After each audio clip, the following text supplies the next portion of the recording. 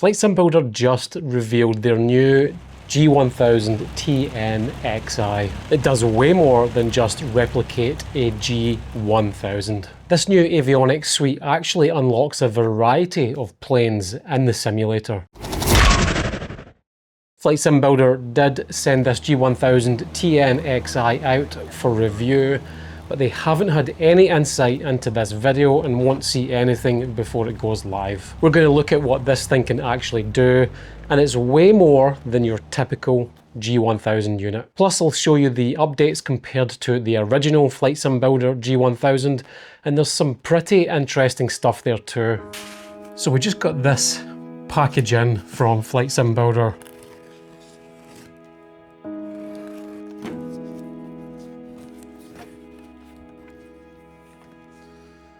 And straight up we have some HDMI cables, USB cables, looks like some mounting brackets.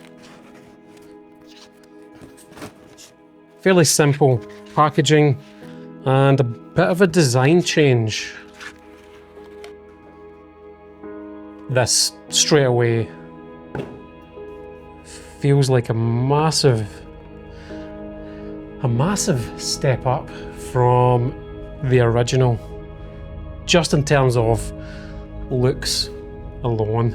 Gone are all the 3D printed parts. That's quite nice.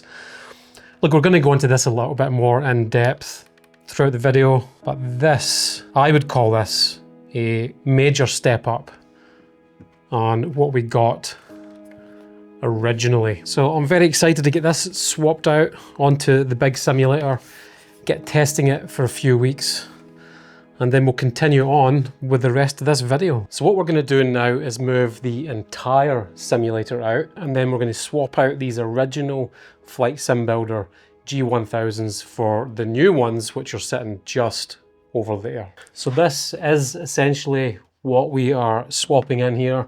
We've got all the cables, all the mounting brackets. Now this is quite embarrassing. There's cables absolutely everywhere.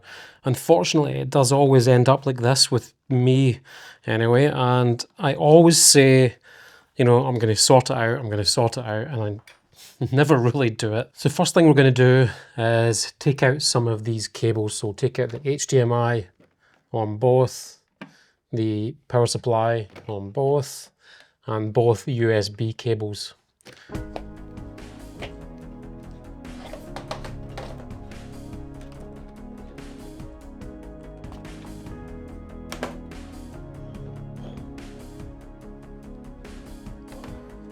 It's at this point you can see the design or build differences. We've got these nice little notches which are much more like the real thing. You can see the difference in the buttons, being these buttons were 3D printed, these are all injection molded. One other thing is the old one had a matte screen and the new one's got a glossy screen. So I have always preferred a matte screen, but I guess we'll see what it's actually like in use, whether we'll get any sort of reflections or unwanted reflections or not. But there's a definite difference in the actual material quality and a huge difference in the actual finish and the feel of the buttons, but we will go into much more of that soon.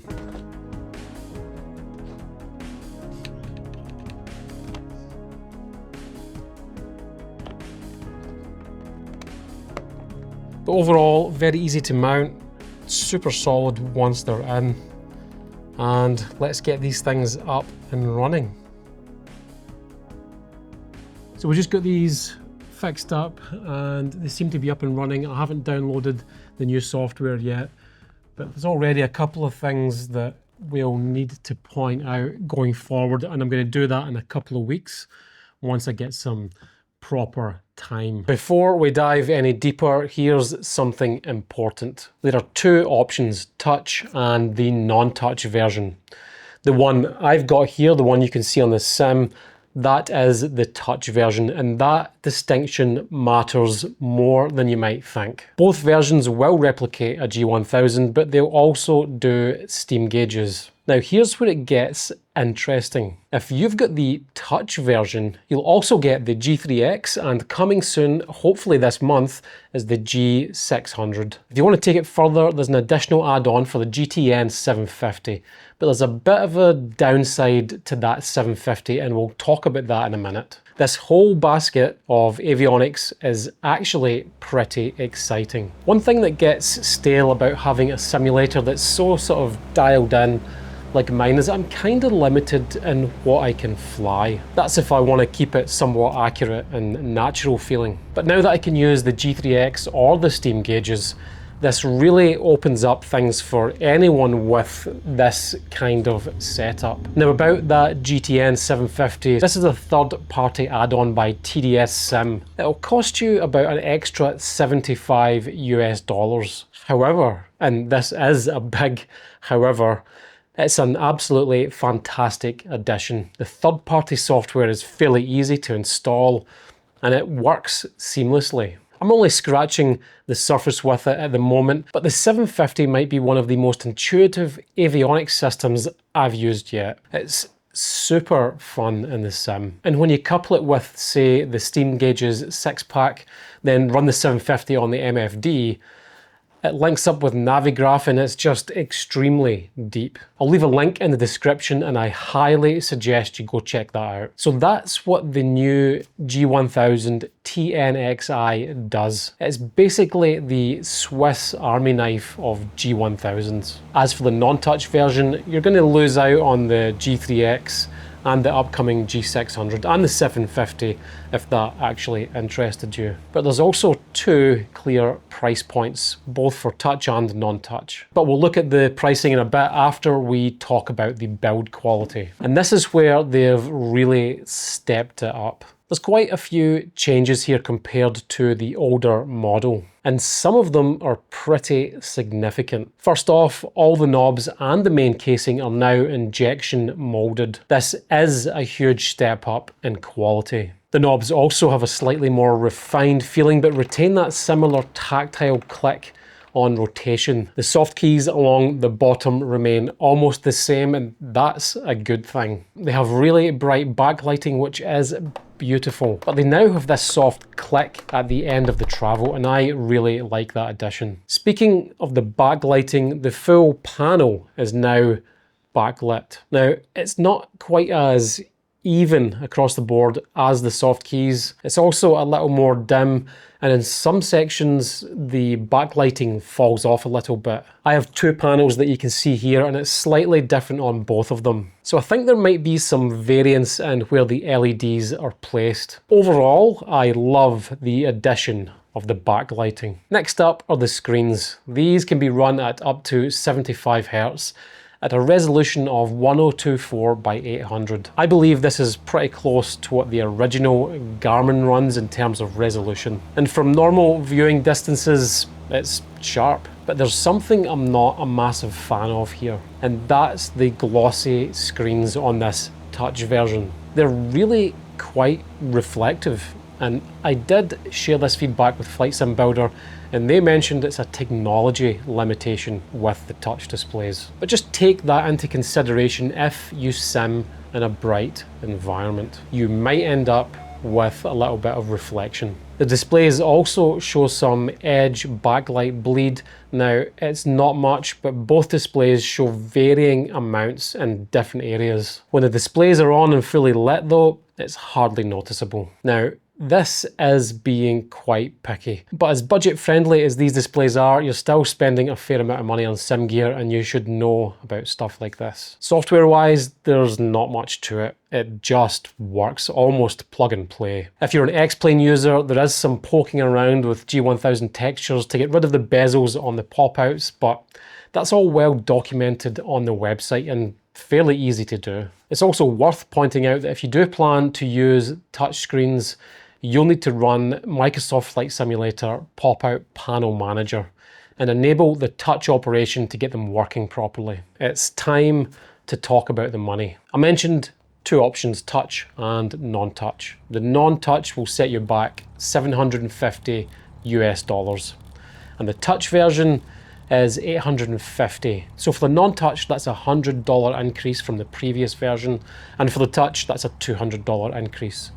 Now, the quality increase alone, to me, makes these prices very reasonable. But it's not until you look at what else is out there that you really understand the value of these G1000s. Let's have a look at a few others in terms of price, and we'll compare the non-touch version since it's a little bit more comparable. So you've got the real sim gear at $1,000 US, then Avionics sitting around the same at $1,000 US, and then Desktop Pilot at $975. Now, out of those three, I've only had experience with the real sim gear. And in comparison to that, it works just the same.